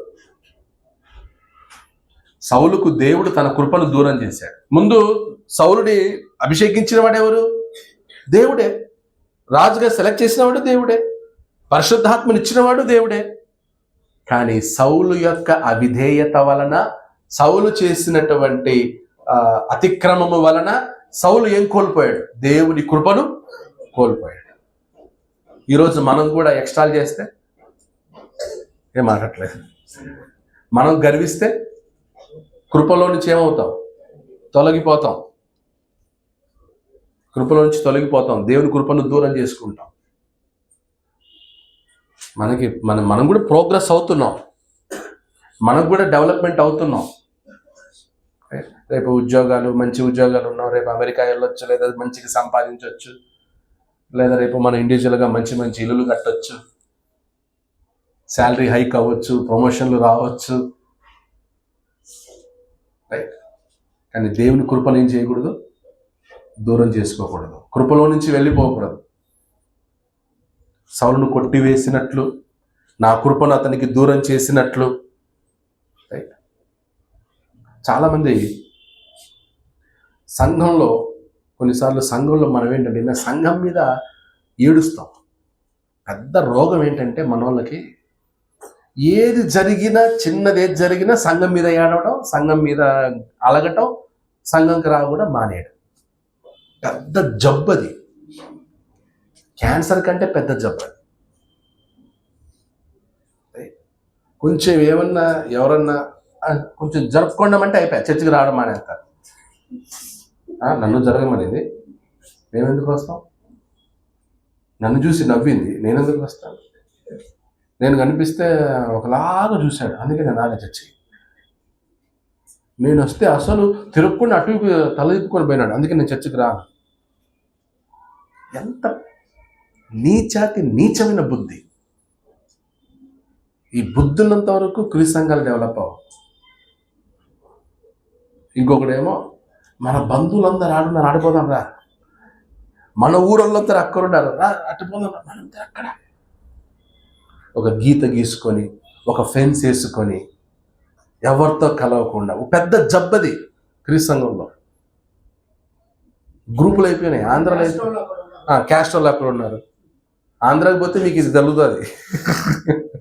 ఆంధ్రాలో క్రీస్తు సంఘాలు నిజంగా 80% క్రీస్తు సంఘం కాదు. కారణం ఏంటంటే ఈ క్యాస్ట్ ఫీలింగ్ ఉన్న వాళ్ళు ఎవరు క్రీస్తు సంఘం కాదు. క్యాస్ట్ ఫీలింగ్ ఉన్న వాళ్ళు ఎవ్వరు కూడా క్రీస్తు సంఘంగా కాదు. అది ఆ మార్పు ఎప్పుడు వస్తుందో అప్పుడే నిజమైన క్రీస్తు సంఘం. ప్రాంతీయ భేదం, క్యాస్ట్ భేదం ఉన్న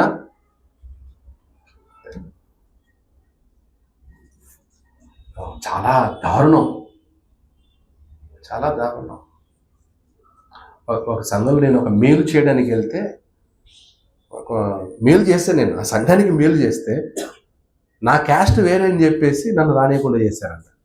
తర్వాత తెలిసింది ప్రశాంత్ మన క్యాస్ట్ కాదు. నాకు వాళ్ళు అది చేసినందుకు నాకు పర్సనల్గా బాధ కాలేదు, కానీ వాక్యం వింటున్నారు ఇన్ని సంవత్సరాలు, చర్చ్ ఆఫ్ క్రైస్ట్ అని చెప్పుకుంటున్నారు.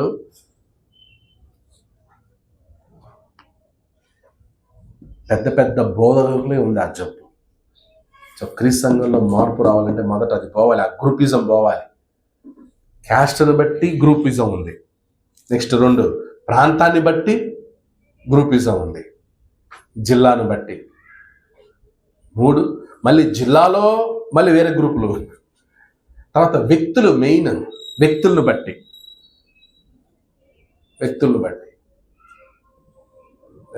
పలానా ఊళ్ళో గీత గీసుకుని ఇంకా వేరే వాళ్ళు ఎవరు రాకూడదు అక్కడ. వేరే వాళ్ళు వస్తే కన్నా వాళ్ళకి వాక్యం ఇవ్వరు, ప్రార్థన ఇవ్వరు, ప్రసంగం ఇవ్వరు, ఏమి ఇవ్వరు. నువ్వు ఎవరి దగ్గర ట్రైనింగ్ అయ్యావు, ఎవరి దగ్గర, ఎవరు, ఆయన శిష్యుడు వాళ్ళు.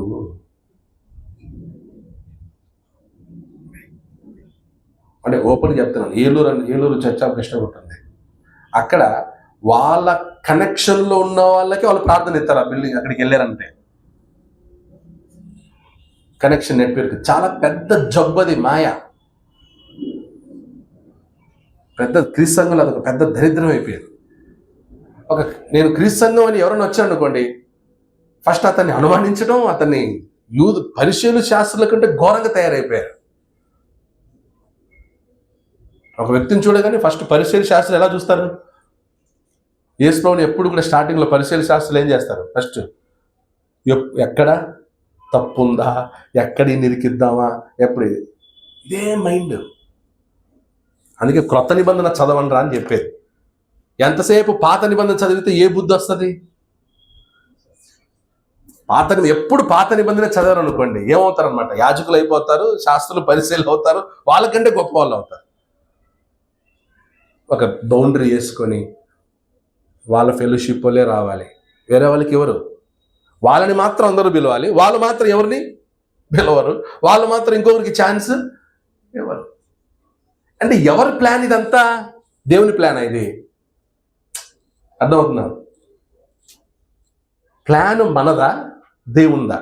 కొన్ని సందర్భాల్లో ప్రత్యక్ష గుడాల విషయంలో ప్లాన్ ఎవరిది? దేవుంది. ఓకే, జరిగించిన వాళ్ళు ఎవరు? ప్రజలు. నాయకుడు ఎవరు? మోషే. అలాగే యెరూషలేము దేవాలయం ప్లాన్ ఎవరిది? దావీదుది. కానీ అది దేవునికి నచ్చింది కాబట్టి దేవుడు ఏమంటున్నాడు? స్లైట్గా చేంజ్ చేశాడు. నీ ద్వారా కట్టించాడు, వేరే ద్వారా కట్టించాడు. అలా మా క్యాస్ట్ వాళ్ళే, మన క్యాస్ట్ వాళ్ళే ఉండాలి ఈ చర్చిలో అని అనడం ఎవరి ప్లాన్ అది? ఎవరి ప్లాన్ అది? మన ప్రాంతం వాళ్ళే ఉండాలి, ఎవరి ప్లాన్ అది? మా నెట్వర్క్లో ఉన్న వాళ్ళే వాక్యం చెప్తారు, ఆ దీంట్లో ఉన్న వాళ్ళే చెప్పాలి వాక్యం, ఇంకొకరు చెప్పకూడదు. ఎంత దారుణం అయిపోయిందంటే ఈరోజు ఎక్కడికి వెళ్ళడానికి లేదు. మనం ఎక్కడికి ఇప్పుడు కొన్ని చోట్ల వెళ్తూ ఉంటారు హైదరాబాద్లో. ఇప్పుడు మేము పలానా చోటకి ఆరాధనకి వెళ్ళాలనుకోండి, ఇప్పుడు వాళ్ళు అక్కడికి పంపిస్తే వాళ్ళని గుర్తించరు, వాళ్ళకి ప్రార్థన కూడా ఇవ్వరు. ఏం క్రీస్తు సంఘం అది? నేను మొన్న ఒక అబ్బాయిని కోయంబత్తూరు పంపించాను. అతను కోయంబత్తూరులో ఉన్నాడు. ఫోన్ చేశాడు, అన్న నేను కోయంబత్తూరులో ఉన్నాను, క్రీస్తు సంఘం ఎక్కడుంది, ఆరాధనకి వెళ్ళాలి. పలానా అడ్రస్ ఇచ్చాను, ఎవరో నాకు తెలియదు, ఇచ్చారు. వెళ్ళి ఆరాధన చేసిన తర్వాత అక్కడ అతన్ని కలిసి మాట్లాడి అతన్ని భోజనం పెట్టి అతనికి ప్రార్థన ఇచ్చారంట. చాలా హ్యాపీ ఫీల్. నన్ను నాకు ప్రార్థన ఇచ్చారు, తర్వాత నన్ను గుర్తించారు, భోజనాలు పెట్టారు, సాగనంపారు. మళ్ళీ అక్కడున్న ప్రీచర్ ఫోన్ చేశాడు, అయ్యగారు ఇలా మీ ప్రాంతం నుంచి ఒక అబ్బాయి వచ్చాడండి మా దగ్గర, చాలా సావాసాన్ని ఎంజాయ్ చేశాం అని ఫోన్ చేసి ఆయన మళ్ళీ బస్ ఎక్కి పంపించామండి అని చెప్తున్నారు. ఇప్పుడు యాక్చువల్ చెప్పాలంటే కదా వాళ్ళు ఏం చేయాలి? అతన్ని నేను పంపించినని ఎంక్వైరీ చేసి నాకు ఫోన్ చేసి వాడు చర్చ్ ఆఫ్ క్రైస్టా కాదా అని తెలుసుకొని, వాడు మన క్యాస్టా కాదా తెలుసుకొని, మన ప్రాంతంలో కాదా తెలుసుకొని, ఇన్ని వెరిఫికేషన్ చేసి ఆ తర్వాత అతనికి మర్యాదలు చేయాలి. క్రీస్తు సంఘం అంటే అది. ఒకసారి ఇక్కడ మన బిల్డింగ్లోనే జరిగింది.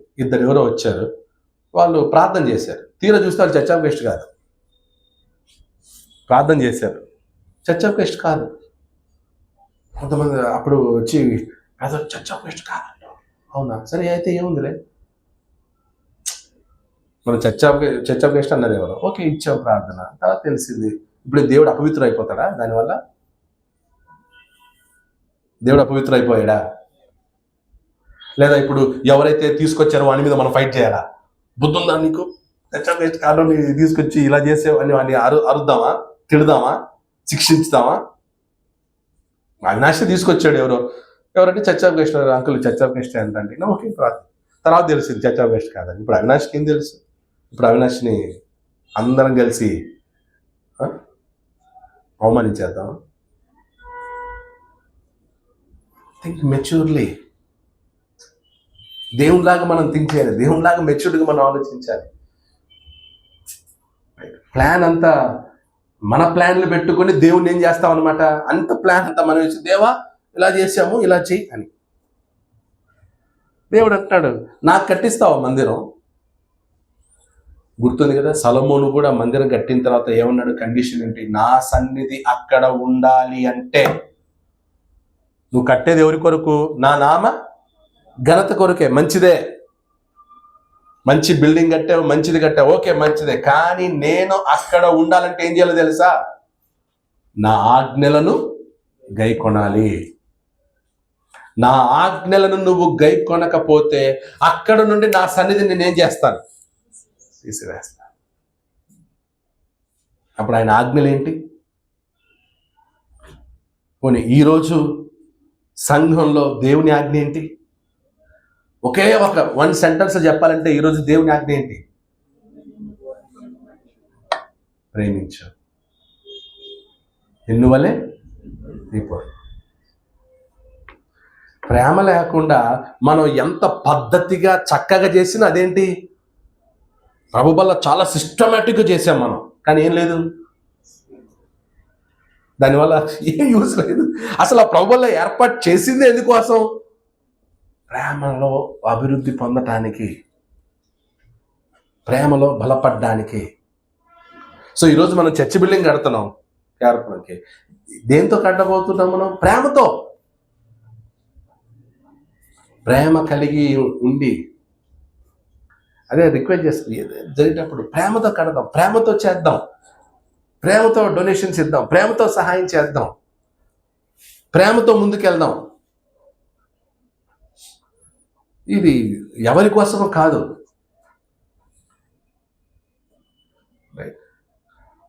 ఇప్పుడు ఏదైనా ముందుకు వచ్చి ఇనిషియేట్ చేస్తే కొంతమంది ప్రాబ్లం అన్ని ప్రశాంతత చేస్తాం, మేము చేయలేమా? ఇదొక పెద్ద జబ్బు అయిపోయింది. ఇదొకటి కూడా అన్ని ప్రశాంతత చేయాలా, ఇప్పుడు అన్ని మోషనే చేయాలా, ప్రతిదీ మోషకే చెప్తాడు దేవుడు అని ఎవరు సనిగారు? ఎవరు సనిగింది? ఎవరు? కోరాహు, దాతాను, అబియాము. ఏం చేశాడు దేవుడు వాళ్ళని? నేను అలా చెప్పను, నా మీద సనిగే వాళ్ళందరూ అలా అవుతారని నేను చెప్పను. కానీ అండర్స్టాండింగ్ చేసుకోవాలి కదా.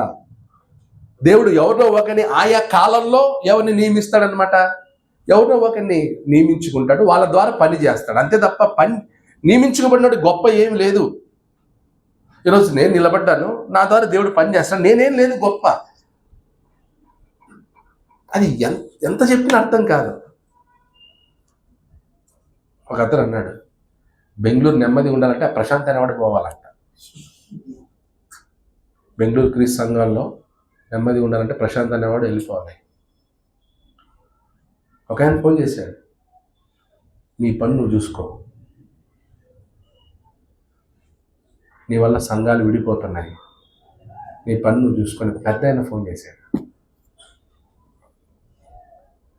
నేను ఇంక నెక్స్ట్ ఏం మాట్లాడితే మళ్ళీ బాధపడతాడు. నేను మాట్లాడేకి ఎక్స్ప్లెయిన్ ఇలా ఉందండి, సరే పెట్టేశాడు. అంటే ఆ వ్యక్తి రోగం ఏంటగినా ఆడు చెప్పిందే వినాలి, ఇంకోటి చెప్పేది రెండు. అదొక వాడికి ఒక పెద్ద జబ్బు. ఆడి నేను చిన్నప్పటి నుంచి చూస్తున్నాను. అంటే అతను చెప్పాడు, మనం చెప్పేది వినాలిగా. దేవుడు ఎప్పుడు నాయకుల ఘనత కోసం కాదండి. ఎవరి కోసం? దేవుని నామం. ఆయన నిలబడి లీడర్గా ఉండి మందిరం కట్టొచ్చు, బిల్డింగ్ కట్టొచ్చు, అది ఏదంటే దేవుని పని. మనం ఏమన్నా ముందుకు వచ్చి చేస్తే అది ఎవరు కదనమాట, ప్రశాంత్ తన కోసం చేసుకో.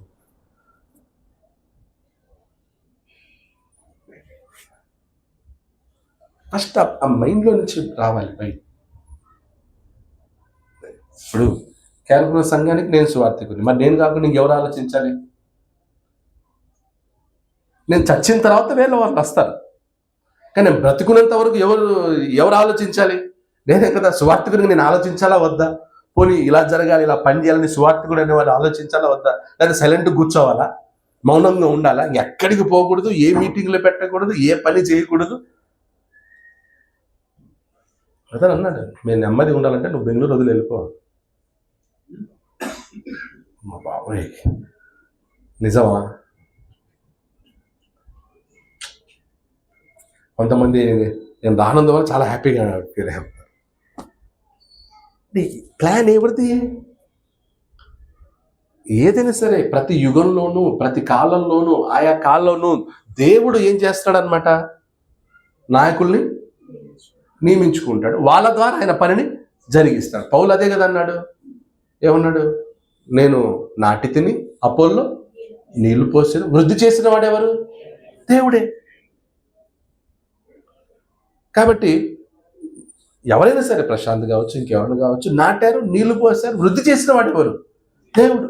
ఈరోజు బెంగళూరులో నాకంటే ముందు గొప్ప గొప్ప సువార్థికులు పనిచేశారు. జాకబ్ గారు, పిఆర్ స్వామి గారు, తర్వాత ఇంకా కన్నడలో రత్నాకర్ గారు, ఇంకా పామర్ అనే వాళ్ళు, గ్యారీ వాకర్, పెద్ద పెద్ద గొప్ప గొప్ప వాళ్ళు. నేను జుజుబి, వాళ్ళని వాడుకున్నాడు, వాళ్ళు నాటారు. ఇప్పుడు వాళ్ళు పనిచేస్తేనే కదా మనం అందరం ఉన్నాం. వాళ్ళు ఎంతవరకు చేశారో అంతవరకు చేయగలిగారు. వాళ్ళు వేసిన పునాది మీద మనం ఈరోజు ఉన్నాం. బెంగళూరు క్రిస్టియన్ కంటిన్యూ చేస్తున్నాం. వాళ్ళు మనకి ఏమైతే అప్పగించారో దాన్ని ఏం చేస్తున్నాం? కొనసాగుతున్నాం, విశ్వాసంలో కొనసాగుతున్నాం. వాళ్ళు నేర్పిన విశ్వాసాన్ని కొనసాగిస్తున్నాం. అదొక బాధ్యత మనకి. అది నేర్పారు మనకి, వాళ్ళు పెద్దలు మనకు నేర్పారు, దాన్ని కొనసాగించాలి, దాన్ని కరెక్ట్గా ముందుకు తీసుకెళ్ళాలి, ఏ కంప్లైంట్స్ లేకుండా మంచి తరం నిర్మించాలి. సో ఇందులో మనుషులది ఏమీ లేదు. అందుకే పౌలు అంటాడు, మేము కేవలం నిమిత్తులం మాత్రమే, వృద్ధి చేయవాడెవరు? దేవుడు. సో ఈరోజు మనం చర్చి బిల్డింగ్ కట్టేది కూడా నా నామం కోసమా? నా పేరు కోసం కాదు, లేదా ఈ అశోక్ బ్రదర్ పేరు కోసం కాదు, లేకపోతే ఇంకొకరి కోసమో కాదు. అందరం కలిసి ఎవరి నామఘనత కొరకు. ఇప్పుడు ప్లాన్ ఎవరిది? మందే. బిల్డింగ్ స్థలం తీసుకోవాలి, బిల్డింగ్ కట్టాలనే ప్లాన్ దేవునిదా మనదా? మనది. ఇప్పుడు దాన్ని దేవుని ముందు పెడుతున్నాం. దేవుడు ఇప్పుడు దాన్ని ఏం చేయాలి? దేవుడు దాన్ని నెరవేర్చాలి. ఇప్పుడు ఆ నమ్మకం, విశ్వాసం ఉంటే దేవుని మీద మనం ఏం చేస్తాం? దేవుని మీద నమ్మకంతో, విశ్వాసంతో మన పనిని ఏం చేస్తాం? ముందుకు సాగాలి. అప్పుడు దేవుని నామానికి ఘనత, మహిమ. రైట్. ఇక్కడ ఇంకొక మాట చూడండి, 15వ వచనం. నిన్ను స్థాపించుటకే, అదే 16, నీ మట్టుకు నీ సంతానమును నీ రాజ్యమును నిత్యము స్థిరమగును, నీ సింహాసనము నిత్యము స్థిరపరచబడును. నీ సంతానము అన్నాడు. నీ సంతానము స్థిరమగును అంటే నీ సంతానం, జనరేషన్. నా కొరకు నీ సంతానం ఎల్లప్పుడూ ఉంటుంది. దేవుని కొరకు జనరేషన్ ఉండాలి. అంటే అప్పుడు ఈరోజు యేసుక్రీస్తు ఎన్నో తరం వాడు, ఎన్నో జనరేషన్. యేసుక్రీస్తు పుట్టినప్పుడు ఎన్ని తరాలు? 14. 42వ తరం వాడు. చూడండి, తెలియదా ఇది? యేసుక్రీస్తు ఎన్నో తరం వాడు? మత్తయి సువార్త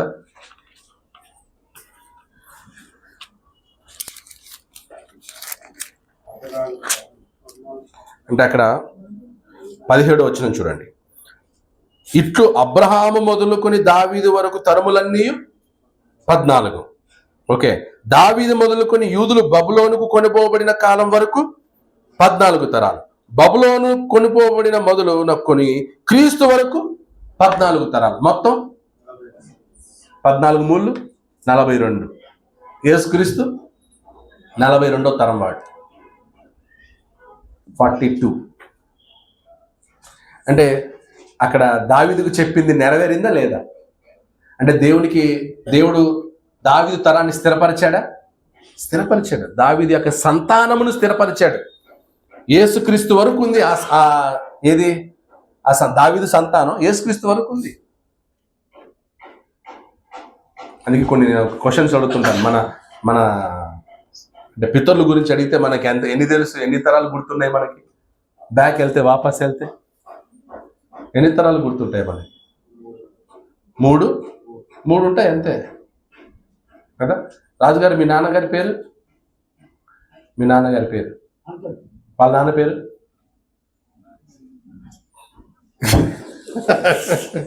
తాత పేరు, మీ తాతగారి పేరు కొండయ్య అని ఉండాలి. వాళ్ళ నాన్న పేరు కొండయ్య పేరే తెలియదు. ఇంకా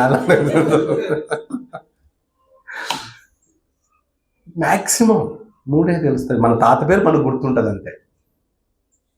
వాళ్ళ నాన్న పేరే తెలియదు. ఇప్పుడు మా తాత పేరు, మా తాతల నాన్న ఎవరో నాకు తెలియదు. 3 తరాలు అంతే. దేవుడు దావీదు సంతానాన్ని అంటే ఆ సంతానం ఆదాము మొదలుకొని, అబ్రహాము మొదలుకొని యేసుక్రీస్తు వరకు 42 తరాలు. మనకు 3 గుర్తులేవు. 42 తరాలని దేవుడు ఏం చేశాడు? కాపాడాడు, స్థిరపరిచాడు. అబ్రహాంకి ఇచ్చిన వాగ్దానం స్థిరపరిచాడు. 42 తరాలు. యేసుక్రీస్తు 42వ వాడు. అలా ఈరోజు మన సంఘం ఎన్ని తరాలు ఉండాలి? ఇప్పుడు కేరపురం క్రీస్తు సంఘం, కేరపురంలో క్రీస్తు సంఘం ఎన్నో తరం ఇది? ఫస్ట్ జనరేషనే మనం, మొదటి తరమే. ఇప్పుడు ఈ మొదటి తరం రేపు బిల్డింగ్ లేదనుకోండి, ఏం చేస్తారు? బిల్డింగ్ ఇక్కడ ఉన్నంత వరకు మనం ఉంటాం, తర్వాత ఏముందో తెలియదు. సో ఇప్పుడు ఇక్కడ మనం రెంట్గా ఉన్నాం, రేపు ఓనర్స్ వచ్చేసి వాళ్ళు మనల్ని ఖాళీ చేయమనొచ్చు, లేదా మనం చచ్చిపోవచ్చు. మనం చచ్చిపోయిన తర్వాత వీళ్ళందరూ ఏం చేస్తారు? పిల్లలు, ఈ జనరేషన్ చల్లా చెదురవుతారు. వాళ్ళు ఒక కనుమరుగైపోద్ది. ఒక నాయకుడు లేకపోతే కనుమరుగైపోద్ది. సంఘమే డిజాల్వ్. అలా ఉన్నాయి సంఘాలు, క్రీస్తు సంఘాలు అలా డిజాల్వ్ అయిపోయిన సంఘాలు ఉన్నాయి. ప్రారంభంలో గొప్పగా ప్రారంభమై అలా వెళ్తూ వెళ్తూ వెళ్తూ డిజాల్వ్. కేరపురం సంఘం అలా అవ్వకూడదు. అలా అవ్వకూడదు అంటే ఒక స్థిరమైన స్థలం అవసరం. ఈరోజు కొన్ని చర్చ్ సంఘాలు ఉన్నాయంటే దానికి కారణం అదే. ఓన్ ప్లేస్ లేని స్థలాలు స్థాపించబడ్డాయి సంఘాలు. అవి లేవు ఇప్పుడు. ఈరోజున్న ఆనందపురం సంఘం ఉంది. ఎందుకు ఉంది? ఇంకా అది ఓన్ బిల్డింగ్ ఉంది కాబట్టి. ఎంఆర్ఎస్పాలెస్ సంఘం ఇంకా ఉంది. ఎందుకు? ఓన్ బిల్డింగ్ ఉంది కాబట్టి. శివాజీనగర్లో బీబీసీ చర్చ్ ఉంది. ఎందుకు ఉంది? అది ఓన్ బిల్డింగ్ కాబట్టి. అలా కొన్ని సొంత బిల్డింగ్లు ఉంటే సంఘాలు ఏమవుతాయి అన్నమాట? స్థిరంగా ఉంటాయి. కొన్ని తరాలు ఉంటాయి. కనీసం ఒక 5 తరాలు ఉండలే దేవునికి. ఆ సంఘం ద్వారా 5 తరాలు పుట్టని మన తర్వాత వీడి పిల్లలు వచ్చి మరి అమ్ముకుంటారో ఏం చేస్తున్నారో చేసుకొని, మీ సంతానం ఏం చేస్తారో తెలియదు మాకు. వానికి పెళ్ళి పిల్లలు పుట్టిన తర్వాత ఏం చేస్తారో తెలియదు. ఇప్పుడు వానికి మనం కనిపిస్తున్నాం, రైట్? ఆ తరం కోసం ఇదంతా శ్రమ, రైట్? రేపు వాడు 50 సంవత్సరాలు వచ్చేసరికి మనం అందరం బతుకుంటామా? వాడికి 50 వచ్చేసరికి మనం పోయి ఉంటాం అందరం. అప్పుడు రేపు అప్పుడు చెప్తా నిలబడి, ఇదంతా మా పితరులు, నాకంటే ముందున్న వాళ్ళు కట్టారు. అది గొప్పగా స్టోరీ చెప్పుకుంటాడు అది తరానికి. సో స్థిరం. దేవుడు కూడా ఇక్కడ స్థిరపరచుదును అంటున్నాడు. అలాగే మనం కూడా కొన్ని ఏముండాలి? స్థిరపరచాలి. మనం ఒక బిల్డింగ్ మనం స్థిరపరచుకుంటే అందులో దేవుని కార్యాలు జరుగుతాయి. ఉదాహరణకి మత్తికెరలో లీజ్ బిల్డింగ్, అది 9 సంవత్సరాలు ఉన్నారు. ఇప్పుడు ఖాళీ చేయమంటారో తెలియదు. ఆల్రెడీ ఇప్పుడు బైబిల్ స్కూల్ జరగడానికి అక్కడ వీల్లేదని చెప్పారు. లేదు, మేము చెయ్యము, ఇవ్వము. అప్పుడు కాలేజీ బెన్సన్ టౌన్ ఎంఆర్ఎస్ పాలెని అడిగాం, ఇలా కాలేజీలో అయిపోయింది, వాళ్ళు ఇవ్వమన్నారు. ఇప్పుడు బెన్సన్ టౌన్లో సాలమోన్ అని ప్రీచర్ ఉన్నాడు, ఆయన అడిగి అయ్యా ఇలా ఉంది అంటే, మనది సొంత ఇల్లే బ్రదర్, పైన మేము చర్చి బిల్డింగ్ కట్టుకున్నాం, ఇలాగే వేసుకున్నారు వాళ్ళు బెన్సన్ టౌన్లో, చేసుకుంటే ధారాళంగా చేయండి, ఏం పర్లేదు.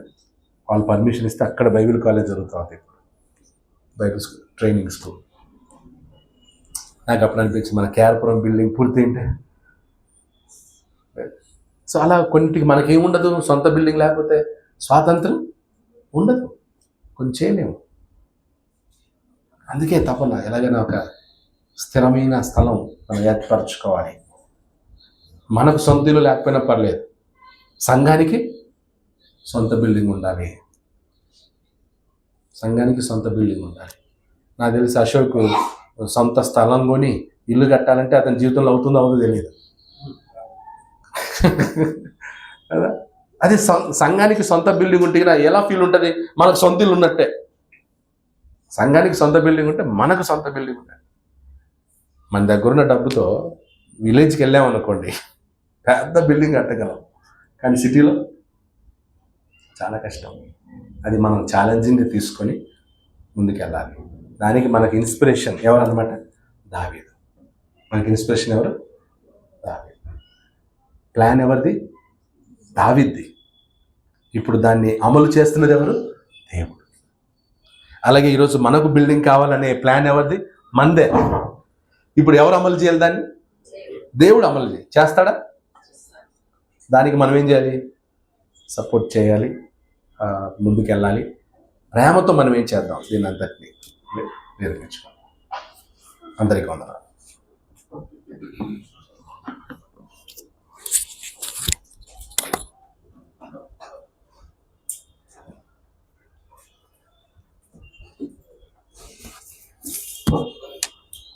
ఇంతవరకు మనము ఎంతో చక్కని వాక్యంతో మనం హెచ్చరింపబడి ఉంటున్నాము.